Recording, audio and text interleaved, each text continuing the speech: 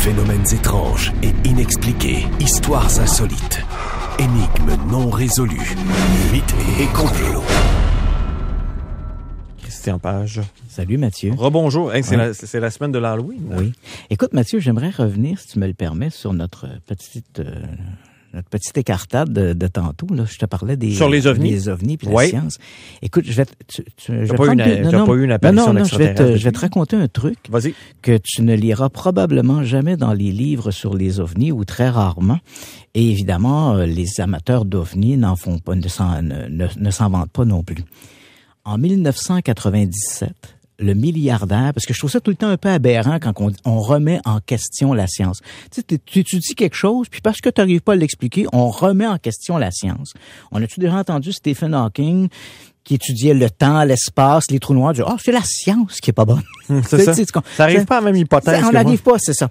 Écoute, il y a un exercice qui a été fait, puis ça, évidemment, les amateurs d'ovnis n'en parlent pas souvent. En 1997, le milliardaire Lawrence Rockefeller, qui s'intéressait beaucoup à ces trucs-là d'ovnis, tout ça, il se posait la question, pourquoi est-ce que les scientifiques étudient pas la question des ovnis? Moi, ça m'intéresse. Pourquoi eux ne le font pas? Alors, il va s'associer avec un type qui s'appelle Peter Sturrock, qui lui est un astrophysicien, et ils vont créer une espèce de comité. Tout ça se fait à huis clos, là. Donc, on va aller voir des scientifiques, on leur pose la question, pourquoi vous vous intéressez pas à la question des ovnis? C'est intéressant. Et ces gens-là, les scientifiques répondent, parce qu'on n'est pas payé pour le faire. Alors, Lawrence Rockefeller, qui a beaucoup de sous, on le comprend avec le nom comme ça, il va réunir un comité de scientifiques qui vont agir un peu comme un jury. Donc, ces gens-là n'ont pas de position sur les ovnis ou non, vrai, pas vrai. Ces gens-là sont simplement là pour écouter. Et là, on fait venir devant eux les plus grands spécialistes des ovnis au monde, mais qui ont des formations scientifiques, entendons-nous, là, comme par exemple en France, au CNES, le Centre national des études spatiales, qui est un peu la NASA française, ils ont un bureau d'enquête sur les ovnis, un bureau étatique là, qui est payé par l'État. Donc, on fait venir, par exemple, le directeur de ce bureau-là, on fait venir donc des grands spécialistes des ovnis, mais qui sont doublés d'une solide formation scientifique. Et ces gens-là vont présenter un peu comme un jeu de juges et jurys. Ils vont présenter leur meilleur dossier ovni devant ce comité d'experts scientifiques. Et autant du côté des spécialistes des ovnis que des scientifiques invités, aucun d'entre eux ne remet en question la position de la science. On s'est pas dit, on va réinventer la science parce que ça fonctionne pas. Ce que ces gens-là ont reconnu, on était tous d'accord avec ça, c'est qu'il y avait des dossiers fort intéressants là-dedans, des choses qu'on n'expliquait pas, mais que les preuves matérielles pour appuyer ça étaient absolument déficientes. Et qui plus est, et ça, les amateurs d'ovnis ne te diront pas ça, ce comité-là, en 1997, ont supporté, ont endossé les conclusions de l'armée de l'air faites 30 ans plus tôt, à la fin des années 60. Donc, les grandes conclusions de l'armée de l'air américaine, c'est il y a rien qui prouve qu'on est visité par des extraterrestres. On n'a pas de preuves matérielles que ces engins-là soient des engins pilotés utilisant une technologie qu'on ne connaît pas. La seule différence, donc ces gens-là ont dit, oui, tout ça, l'armée avait dit ça il y a 30 ans, et malheureusement, on doit endosser ces conclusions-là. C'est exactement ça. La seule chose où ils ont différé au niveau des conclusions, c'est que en 1969, l'armée de l'air américaine, en fait, ils ont terminé en 1969, ils ont rendu public leur conclusion en 70. L'une des conclusions était, il n'y a pas d'intérêt scientifique à étudier les ovnis. C'est la seule place où le comité de 1997 de Rockefeller ont eu une variante. Ils ont dit, là, peut-être que l'armée a fermé la porte un peu vite. Il y a probablement un intérêt à étudier la question des ovnis, ne serait-ce que peut-être ça va permettre de découvrir des phénomènes atmosphériques inconnus ou des nouvelles lois de l'aérodynamisme. Mais en dehors de ça, on n'a pas remis en question la science. La science, elle est là. C'est une bonne méthode pour analyser les faits. C'est simplement les faits qui ne sont pas au rendez-vous. OK. Donc, tu iras pas plus au congrès tantôt. Non, je n'irai pas plus au congrès. Christian. Oui. Bigfoot. Oui. On a un film sur le Bigfoot. Ouais, je voulais t'en parler parce que bon. Écoute, pas ceux du Madrid. Non, on va pouvoir élargir la chose, mais écoute, on fait nos éphémérides du mois d'octobre. Oui. Imaginons, on est le 20 octobre 1967. Donc, faut se reculer dans le temps de 51 ans. Et là, ce jour-là, donc, faut quand même un peu se mettre dans le bain. Quelques semaines plus tôt, des gens ont rapporté avoir observé des empreintes mystérieuses près d'un chantier d'abattage, des empreintes qui faisaient 18-19 pouces de long. On le comprend, on est aux États-Unis, donc c'est des empreintes immenses. On se dit, mon Dieu, qu'est-ce que c'est ça?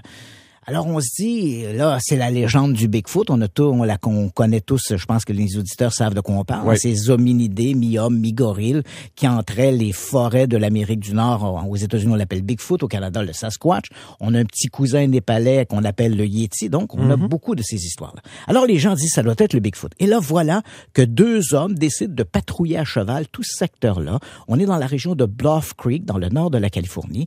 Et nos deux hommes en question sont un type qui s'appelle Roger Patterson et l'autre s'appelle Robert Gimlin. Gimlin est un individu au-dessus de tout soupçon. Hein? Comme on dit par ici, on y donnerait la Bible sans confession. Mais Roger Patterson est un escroc, là. Un magouilleur de la pire espèce. Puis s'il y a une pièce à faire, c'est sûr qu'il est là. Et ça tombe pas bien. Fiable. Ouais, pas fiable. Et ça tombe bien parce qu'il est justement en train de faire un documentaire sur le Bigfoot. Donc, il s'est loué une petite caméra et il arrête pas de dire autour de lui, oh, si je pouvais filmer un Bigfoot, ça serait merveilleux pour mon documentaire. Et ce jour-là, donc le 20 octobre 1967, alors que les deux hommes arrivent sur les bords d'une petite crique asséchée, ils vont tomber nez à nez avec la créature. Alors, le cheval de Patterson est né, il est désarçonné, le temps de se relever, il saisit sa caméra 16 mm, il court en direction de la créature, tombe à 2 ou 3 reprises, finalement se relève et pendant à peu près 59 secondes, il va filmer cette créature. Le centre du film, je dirais, on a une quinzaine de secondes où la créature, on la voit bien. Et depuis, évidemment, c'est le débat. Est-ce que ce sont des images originales? Est-ce que c'est un homme dans un costume? Est-ce que c'est réellement la créature? Donc, le débat n'est pas clos.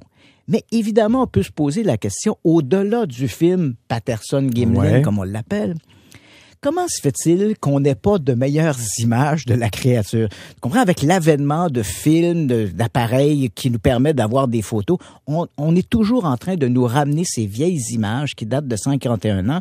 Et ce n'est pas C'est l'image classique là, que vous avez vue sur le bord d'une espèce de marécage. Voilà. Et ce n'est pas faute de ne pas avoir essayé. Et là, c'est amusant parce qu'il faut savoir qu'aux États-Unis, les chasseurs de Bigfoot ont leur propre série télévisée. Oui. Hein, des espèces de séries de réalité où on suit des chasseurs de Bigfoot. Et il y en a une, entre autres, qui m'a toujours fait rire, qui s'appelle Finding Bigfoot. Ils ont fait 9 saisons. Puis écoute, là, t'es 9 saisons dans le bois avec un caméraman. Et ces gens-là, ce qu'ils font, ils vont là la nuit, dans des forêts boréales, écoute. Et au Québec, on a de la misère à amener une caméra à Longueuil, là, ça vous donne une idée. Ils prennent un bâton, ils frappent sur des arbres la nuit, avec des lumières, ils ont des appareils infrarouges, puis ils se filment mutuellement, ils imitent le cri du Bigfoot. On peut en entendre d'ailleurs un cri de Bigfoot.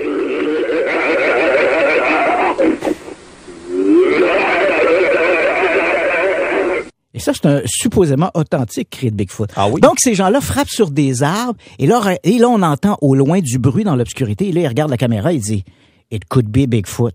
Hey, it could be moufette, it could be écureuil, it could be orignal, it could be n'importe quoi. » T'es dans une forêt boréale.